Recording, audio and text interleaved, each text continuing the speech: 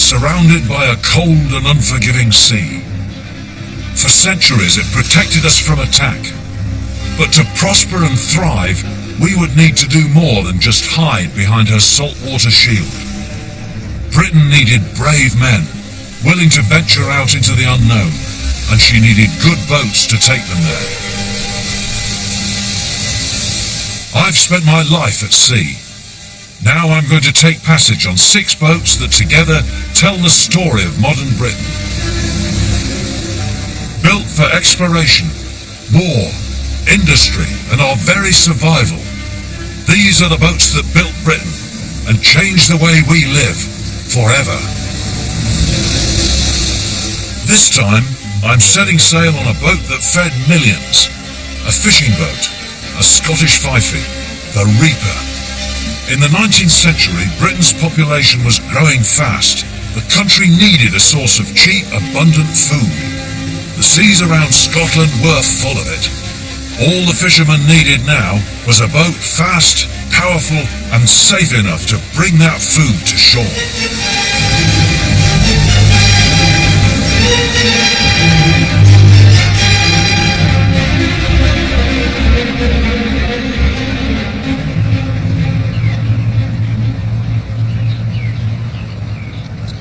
Fortunes have been won and lost at sea, and none more so than in vessels like this, the Reaper, the archetypal big Scottish herring lugger, the vessel that in a very real sense fed Britain. So how did she come to be? The Reaper is a Fifey-class herring boat. She's one of the biggest sail-powered fishing vessels ever built in Britain. 70 feet on the water with a total sail area of almost 3,500 square feet. She's like nothing before or since. You can see and feel the power of this sail as it's working. This giant of a boat can reach speeds of over 10 knots and weighs in at 60 tons. In fact, she's so big that her development was only possible with the introduction of new steam technology to hoist the huge sails and pull in the drift nets, full to bursting with up to 10 tons of herring. It'd be a noble sight, wouldn't it, if it was coming over shining with silver herring. At the end of the 19th century, there were almost 1,000 big luggers fishing off the east coast of Scotland. Now, only the Reaper remains.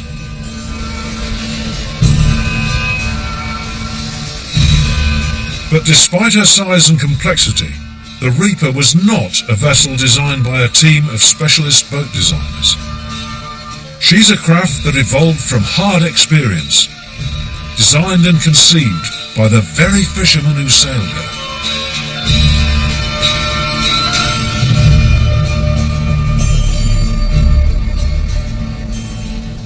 But to understand how the Reaper came to be, you have to start not at sea, but inland. 1792 is known as the year of the sheep in the Scottish Highlands. Wealthy landlords decided they could make more money from wool than from their tenant farmers. So they forced them off the land and down to the coast. Unable to make ends meet on their new, smaller farms, many went searching for a different way to feed their families. I'm walking down to these shoreside crofts for the first time this morning, and I'm thinking, what on earth must it have been like for the first guys to do this? As I look around, I see land that holds little promise, and away in front of me is the North Sea. Not a good prospect. But what those farmers soon realised was that out there, off the Dogger Bank, the waters were teeming with millions of herring. And with little land to farm on, they would have no option but to learn to sail, to get out on the deep.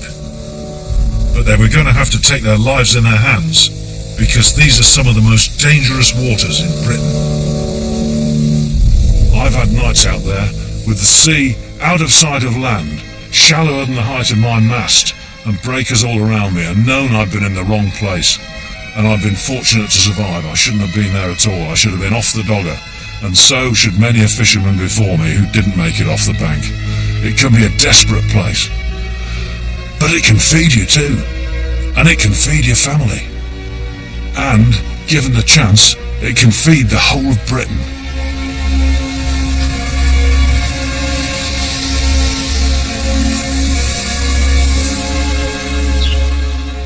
Here in Helmsdale on the northeast coast of Scotland, fishing is now a way of life. But 200 years ago, when the first farmers came down from the hills, they didn't have the faintest clue about fishing, or the sea. To succeed, what they needed was a small boat that was easy to sail and cheap to build. Alec Jappy is Helmsdale's harbour master. He's directly descended from those first fishermen. His boat Blossom is the sort of craft they would have sailed in those early days. Wow! Wonderful vessel. Well, it must be one of the most basic rigs you can get. Yeah, and because it's not all tied to the mast and things, the air can flow freely over the sail, and it's actually sails a lot better than people imagine. It is, yeah. Yeah. Well, I'm dying to have a go. She's all yours. Thank you very much. Blossom is a Stroma yawl, the boat that launched Scottish fishing on a remarkable evolutionary journey that started with simple boats like this and ended with giants like the Reaper. Back then, she would have been an open boat, vulnerable to every breaking wave. She wouldn't have had an engine either, though in a narrow harbour like Helmsdale's, I'm sure the old-timers would have killed for a few horsepower to help them through. Yeah, well, we're under power. Without a part, this is what it must have been like on the day. I'm looking astern and there's 2 orange marks there behind me. If I keep them in line, we stay off the bricks, which is where we want to be. The skipper will give me hell if I go off the line, and we're looking good at the moment. I can see a red and a green buoy out here. We'll leave the red to starboard and the green buoy will pass to port of us. A bit more power. Oh God, that sounds good. With the harbour cleared, I'm really curious to find out just how this early design will handle, as she would have done all those years ago, under sail alone. And on a small boat like this, she should go up without a hitch. That's the great thing about this boat. She's just so simple.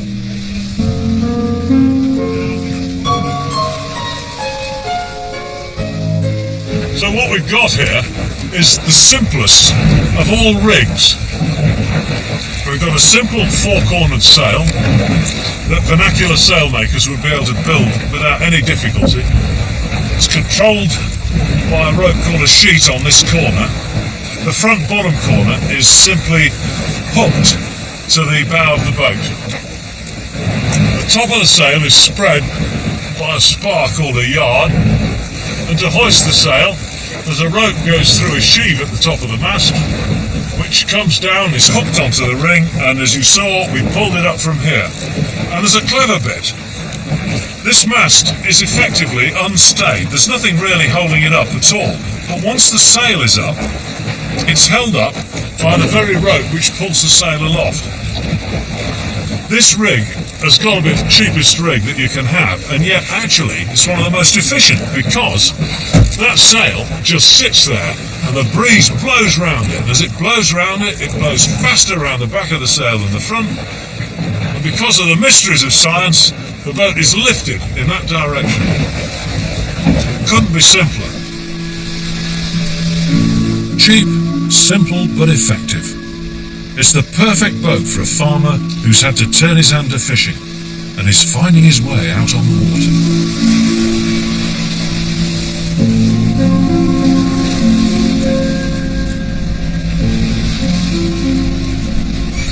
What a fantastic little boat.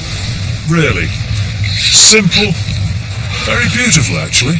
This is the sort of boat a man who knew what he was about could build on the beach. They could even make their own sails, and they did.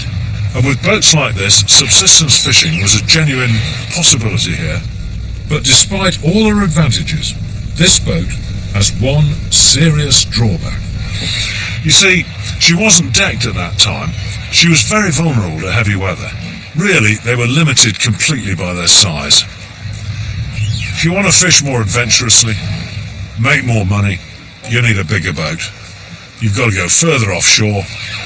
And of course, as soon as you do that, danger is lurking under every storm cloud. Taking Alex Little Stromer yawl out on a sunny day is one thing.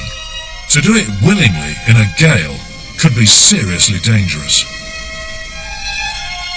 The North Sea is infamous for its steep breaking waves. It only takes one big one to swamp an undecked boat and send her to the bottom. But there were fishermen willing to risk everything to pull fish from these waters. It shows how desperate these people were, and the death toll was becoming horrendous. In one single night of tempest in 1848, 100 fishermen lost their lives, leaving 47 widows and 161 children behind. There's an account here from the Aberdeen Journal from 1848. From the preceding accounts, it will be seen that it is impossible to give at present a correct estimate of the total loss of life within the districts visited by the gale. Upwards of 40 individuals have perished on the Aberdeen and Kincardineshire coasts, while we already have certain intelligence of more than 50 having been lost on those of Sutherland and Caithness. It is shocking, isn't it? The numbers of people, fathers, sons, who just died out there in one night.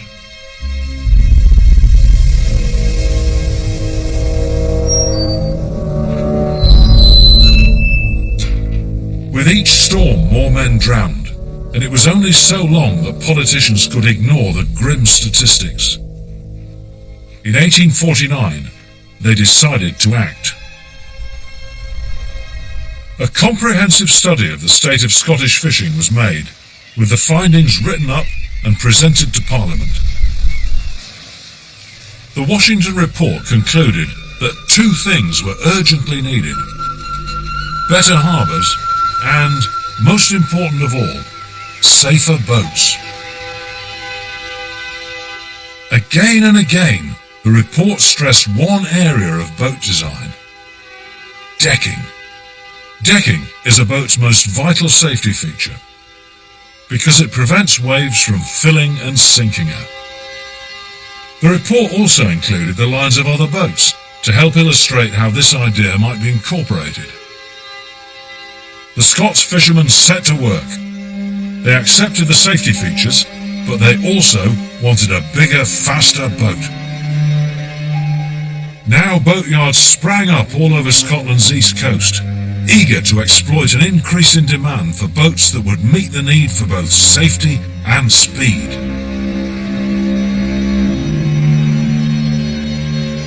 So, just how did you go about designing a brand new type of fishing boat back in 1850?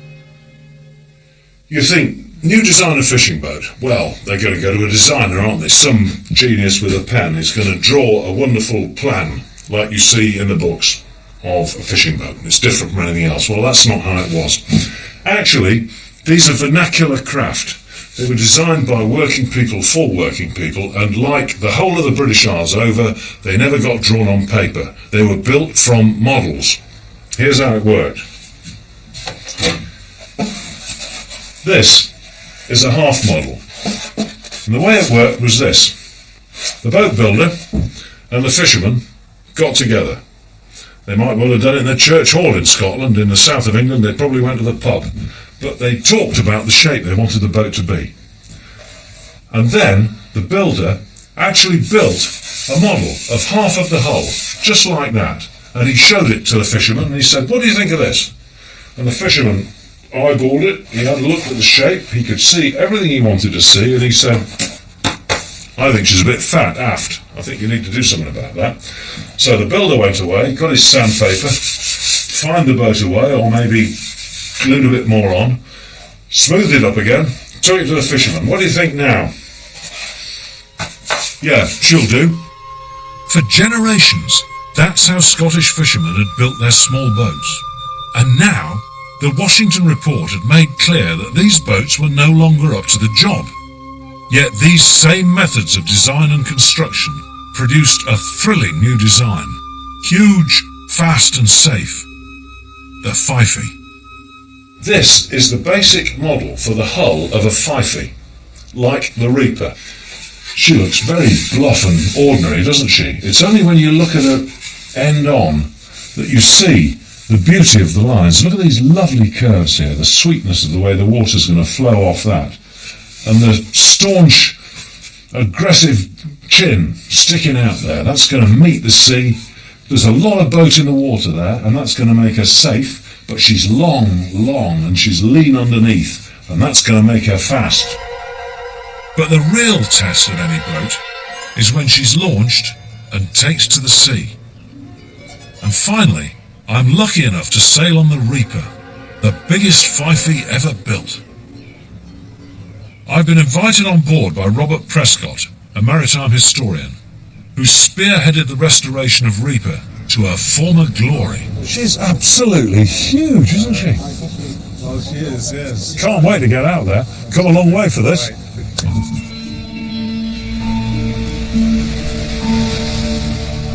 Heading out to sea, the first thing that strikes me about this boat is her sheer size.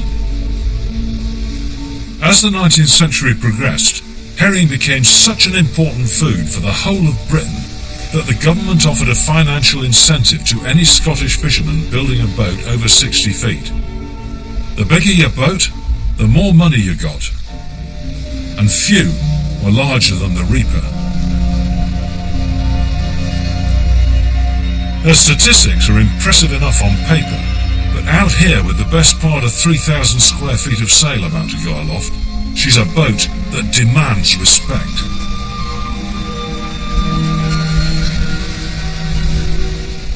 Right down on the deck here is one of the biggest piles of canvas you'll ever see on a fore and aft rig vessel. This is the biggest lugger probably in the world. I'm hanging on to the main halyard here that's going to pull up this great big sail in a minute. There's another block aloft, and this piece here is the hauling end of the rope. This is what, in a smaller boat, a couple of guys would get hold of, heave away and lift that sail. But you can't do it on here. It is too much. And that was always the limiting size on sailing luggers. So how did they hoist the sails on a boat the size of the Reaper? The answer was a new technology that revolutionised Scottish fishing and allowed the boats to get even bigger. Steam. Hoisting the Reaper's mainsail would have been a back-breaking job for the whole crew, an unthinkable task in a heavy sea. But by harnessing the power of the steam capstan, it became a simple operation carried out at the pull of a lever. Our man here is hoisting the sail using that capstan. A lot of load coming up on the halyard. The yard is slowly going up the mast. There's a guy at the foot of the mast there who's controlling the front end of the sail. He's controlling it, because otherwise it's going to go absolutely berserk. As it is, it's gone up remarkably under control. I'm most impressed by that. I thought it would be much more chaotic, and it's not. And the tension is starting to come on now. If we watch the front edge of the sail, we'll see it sharpen up as the load comes on the capstan. Here it comes. The sail is filling, the boat is bearing away slowly from the wind, and well, we're off.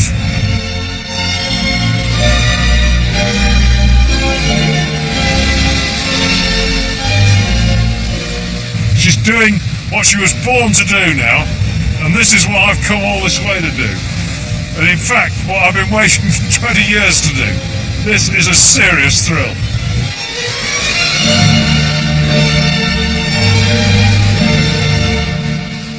Capable of over 10 knots, boats like the Reaper could now travel over 200 miles in a single day, opening up new fishing grounds all along the east coast of Britain.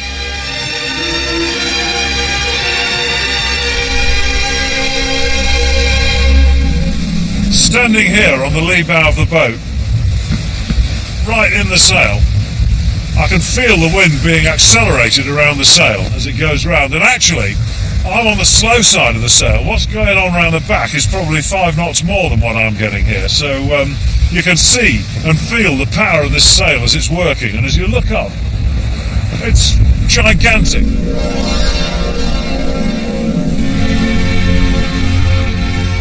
Now men who had once fished alone worked as crews, all pulling together to tame these huge boats.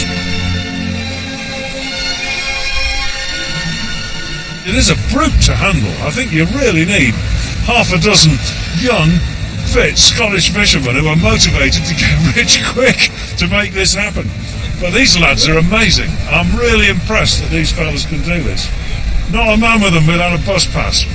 And they're sailing a boat that was designed for 25-year-olds. Okay, guys. All right, John. Now, with the sails set, it's off to the fishing grounds.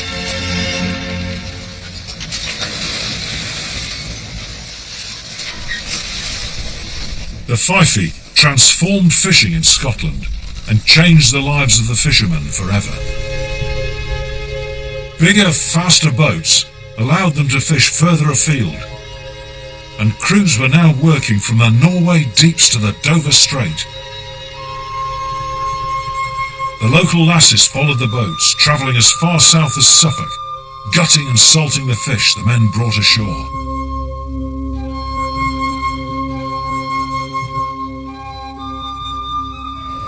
Alright then, 50 crown a night, lads.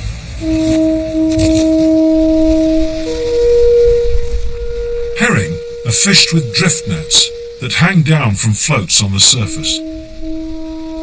By the late 19th century, Scots fishermen were using new cotton nets that were much lighter than their hemp predecessors. In her heyday, the reaper would have set over 1 mile of nets. Today, we're going to try our luck with just 100 yards to see what we can catch.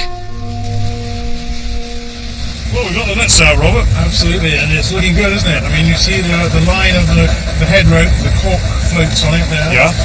And then at the end of each of the panels of net, the big white bow, and it'll form a nice straight line in the bow. And Yeah. this boat represents the absolute peak of herring drifter development. Yes. And you couldn't run a boat this size and fleets of nets this size without the assistance of this beast here. No.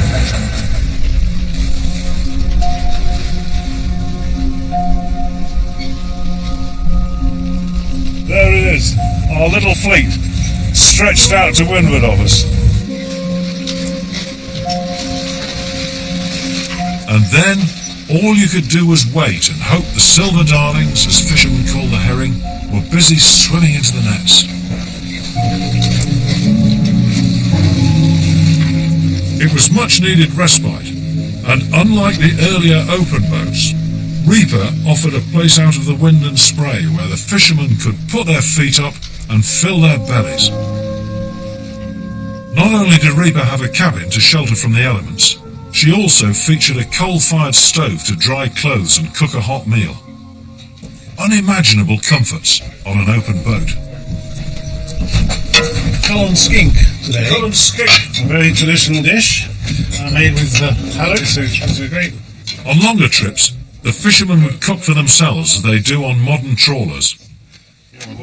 But if the men were out on a shorter trip, food was left to the wives, who would prepare what I can only describe as a 19th century packed lunch. Is this an original one? Yeah, this is an original one. See, inside here you have all the provisions you'd need. Look at for the that. night of the sea. You have a bit of butter here, and some goat's cheese, cheddar, Yeah. boiled eggs, oat cakes, fruit loaf, and Yeah, I think you should. Come on. Look at that. That was top notch, isn't a it? bit of fruit loaf, Let's stick to your ribs. and of course something to drink. Nice bottle of beer. But look at the label. It's got a picture of a minister holding a prayer book open in the middle. What's that all about? Well, I mean, the guys were going to sea, so it was quite comforting to have something to drink with them. Yeah. But the social impact of that on those small communities was often not good, and as a consequence, you got a strong temperance movement arousing. And I think this is a wonderful example of a brewer having a marketing solution to the problem of saying, well, it may be beer, but it's the minister's beer. That's right, isn't that great? Send for the minister. Well, it's a shame it's all been drunk, Robert. Well, yes, it is. Yes. Warmed and fed, the men were now much better prepared for the long haul that lay ahead. A 6-hour shift that on a good day could bring in over 10 tons of herring.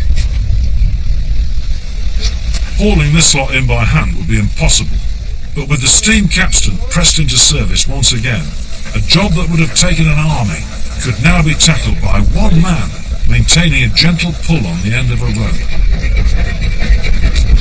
The capstan became known as the Iron Man of the Seas. Fyfies like Reaper transformed what had once been subsistence fishing into an international trade. By 1913, Scotland was exporting 2.5 million barrels of herring all over Europe each year. Ultimately, the sea just couldn't keep up. Under the onslaught of these bigger boats and the steam drifters that followed them, fish stocks started to dwindle. Today, numbers are a fraction of those once fished by the Reaper. Nothing in the nets yet, Robert. Nothing's parted either, which is good. Well, it'd be a noble sight, wouldn't it, if it was coming over shining with silver herring. Yeah. Well, I think the best we can hope for today is some mackerel. Can't have mackerel for our breakfast tomorrow. But when the Reaper fished, the seas were full of herring, and full to the gunwales. It was time to set both sails and crack on for home.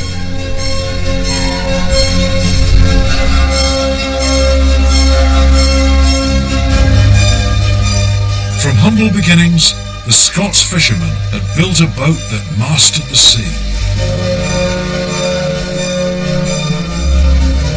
The sheer ease with which this great big boat is just flying across the Firth of Forth. We're just scuttling along. There wasn't a steam drifter.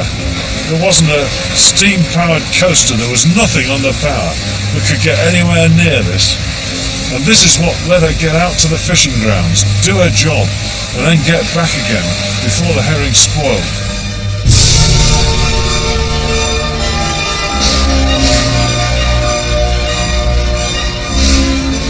And it's also low tech. You know, these sails are so simple, and they're lifting the boat. It's this feeling that she's being lifted. There's a sort of feeling of weightlessness about her. It's rather ethereal, actually, sailing on a big lugger. You should try it.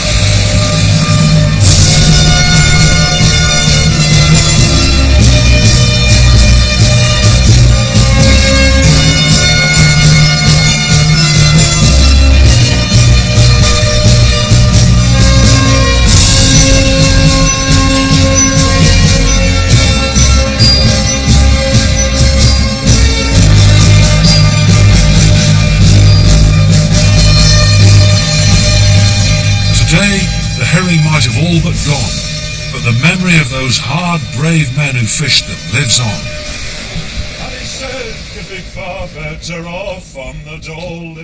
If you're lucky, you might still find a few old salts that remember the songs the fishermen sang as the nets came in. Up jumped the herring, the king of the shoal, and he said, you'd be far better off on the Dole in this windy old weather, stormy old weather, when the wind blows we'll all pour. A remarkable bunch, your Scottish fishermen. Forced from the land onto the cruelest of seas, it took a lot of valiant men's lives to bring about the development of a boat this good. And I can't think of a more fitting testimony to their memory than the sight of the Reaper driving hard for home. A genuinely amazing boat.